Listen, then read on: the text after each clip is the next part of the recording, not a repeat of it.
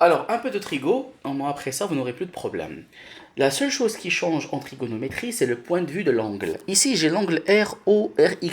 Ça veut dire que je dois étudier les angles, les côtés à partir du point de vue de cet angle. Alors, par rapport à cet angle, son côté opposé, celui qui fixe, c'est RO. Et son côté adjacent, c'est XR. Le côté adjacent, c'est le côté voisin, collé. Et l'hypoténuse, ben, il ne change pas. Dans les deux situations, dans tous les triangles rectangles, il n'y a qu'un seul hypoténuse.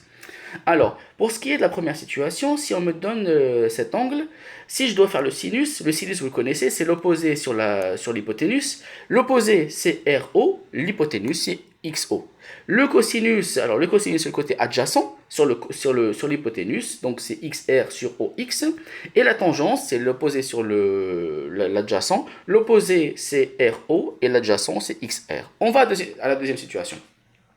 Pour ce qui est du sinus, le point de vue de cet angle se change. Pourquoi? Parce que ça devient le côté opposé, alors que là c'était le côté adjacent. Lui, il devient son côté opposé, divisé par son hypoténuse qui est le même, qui reste toujours pareil. Le cosinus, lui, son côté adjacent devient le RO et son hypoténuse ne change pas, comme je vous ai dit. La tangente, c'est l'opposé sur l'adjacent. L'opposé c'est XR, l'adjacent c'est RO. Regardez ici, l'opposé c'est RO, l'adjacent c'est XR. De l'autre côté, ça change, ça s'inverse. L'opposé c'est XR et l'adjacent c'est RO. Voilà.